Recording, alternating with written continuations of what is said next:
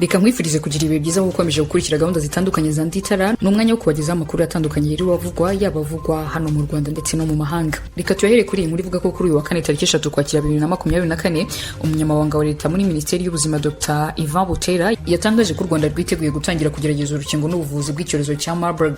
Naho abagenzi babiri bari bavuye mu Rwanda baciye igikuba mu majyaruguru y'Ubudage nyuma yaho biketswe ko baba baranduye icyorezo cya Marburg, cyane ko umwe muri bo yakoraga mu bitaro byayivuriwemo abarwayi. Ni mu gihe mu makuru avugwa mu mahanga ubwato bwitwa MV Merda bwari butwaye abantu barenga 100 bwaruhamye mu kiyaga cya Kivu ku ruhande ruherera muri Repubulika Iharanira Demokarasi ya Kongo. Naho muri Tanzania ibinyamakuru bitatu byibumbiye mu kigo Mwananchi Communications Limited byafunzwe n'urwego rushinzwe kugenzura itumanaho muri Tanzania nyuma y'iminsi bishyize hanze amashusho ya cartoon agaragaza umuntu usa nka Perezida Samia Hassan ari kumwe n'abantu bamaze iminsi bafite ababo baburiwe irengero. Reka mu kanya gato tugaruka mu makuru ku buryo burambuye.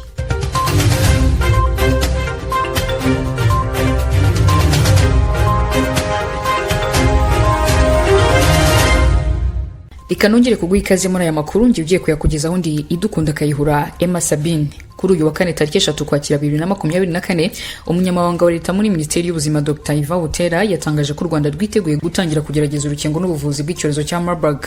Mu butumwa yanyujije ku rukuta rwe rwa X ndetse anavuga ko abantu 410 bahuye n'abanduye iki cyorezo bari gukurikiranwa kugira ngo bapimwe. Mu bapimwe ibipimo by'ibanze bigaragaza ko batanduye iki cyorezo, hakaba hategerejwe iki ibipimo byisumbuye bizerekana.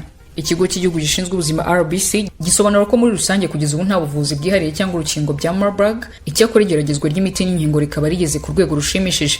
Icyorezo cya Marburg byemejwe bwa mbere ko cyageze mu Rwanda mu mpera za Nzeri 2024 kikaba kimaze guhitana abantu 11 kugeza ubu, mu gihe 36 ari bo bamaze kucyandura nk'uko Minisiteri y'Ubuzima ibitangaza. Abafite ibyago byinshi byo kwandura iki cyorezo ni abakozi bo kwa muganga, abagira aho bahurira n'umuntu wishwe na Marburg mu gihe cyo gushyingura, cyangwa abafite aho bahurira n'umuntu warwaye Marburg kandi yaragaragaje ibimenyetso by'ibanze by'iki cyorezo birimo kubabara umutwe mu buryo bukabije, kubabara imikaya, umunaniro, kuruka ndetse no gucibwamo. Virusi ya Marburg yandura binyuze mu gukora ku matembabuzi cyangwa amaraso y'umuntu uyirwaye, cyangwa se binyuze mu gukora ku bikoresho n'ahantu amatembabuzi ye yageze. Minisiteri y'Ubuzima isaba abaturarwanda kudakurwa umutima n'iki cyorezo, ariko bagakaza ingamba zo kukirinda, zirimo gukaza isuku bakaraba amazi n'isabune kandi bakabikora kenshi, cyangwa se bagakoresha umuti wabugenewe wo kwica udukoko uzwi nka sanitizer. Mu kanya gato reka tugaruka mu makuru avugwa hanze y'u Rwanda.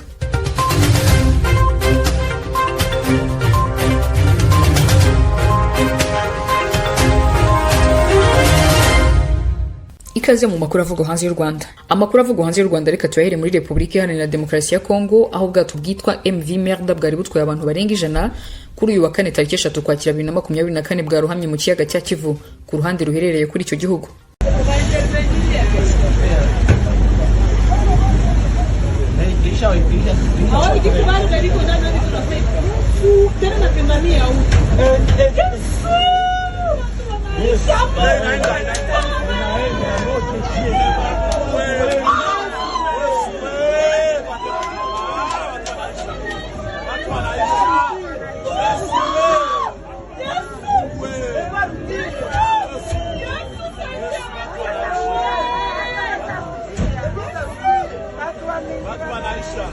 Guverineri w'intara y'Amajyepfo Jean-Jacques Purusi yatangaje ko impanuka yatewe n'uko ubwato bwari butwaye abaturage barenze ubushobozi bwabwo, uko bwakabaye butwara abagenzi batarenze 30. Yagaragaje kandi ko hataramenyekana umubare w'abantu bapfiriye mu mpanuka n'abayirokotse. Umuryango wa Afurika y'Amajyepfo SADC watangaje ko abasirikare bari mu butumwa bw'amahoro bwabo mu burasirazuba bwa Repubulika Iharanira Demokarasi ya Kongo batanze ubufasha mu gutabara abarohamye mu kiyaga cya Kivu bari bari muri ubwo bwato. Guverineri Jean-Jacques kandi yagaragaje ko abasare, polisi ishinzwe umutekano wo ku nkombe z'ikiyaga cya Kivu ndetse n'abandi bafite aho bahurira no bwikorezi bukorerwa muri icyo kiyaga bafite uruhare muri iyi mpanuka. Yatangaje ko hagiye kuba inama y'umutekano yihutirwa ku rwego rwa Kivu y'Amajyepfo ikiga kuri iyi mpanuka, anateguza ko abayigizemo uruhare rwose bagomba kubiryozwa.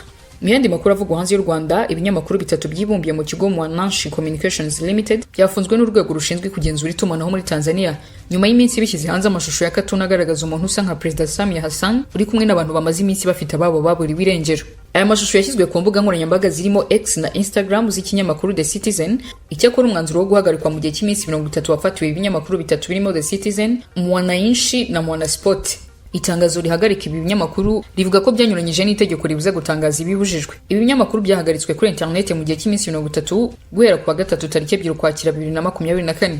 Nubwo amashusho ya cartoon yatangajwe yaje gusibwa nyuma, ingingo yavugwagaho yo kuburirwa irengero kw'abantu mu buryo budasobanutse imaze iminsi irikoroza mu gihugu cya Tanzania.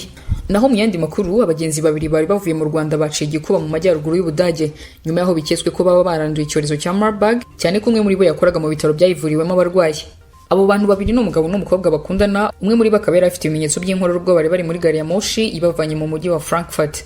Polisi yavuze ko abo bantu bari bavuye mu Rwanda bari baragize uruhare mu bikorwa byo gutanga ubuvuzi ku muntu wari waragaragaweho n'icyorezo cya Marburg. Ikindi nuko uwo mugabo wari muri uru rugendo ashobora kuba yari umunyeshuri wiga ubuganga, gusa nta bimenyetso by'umuriro yari afite. Abo bantu bageze i Frankfurt mu gitondo cyo kuri wa gatatu baturutse mu Rwanda.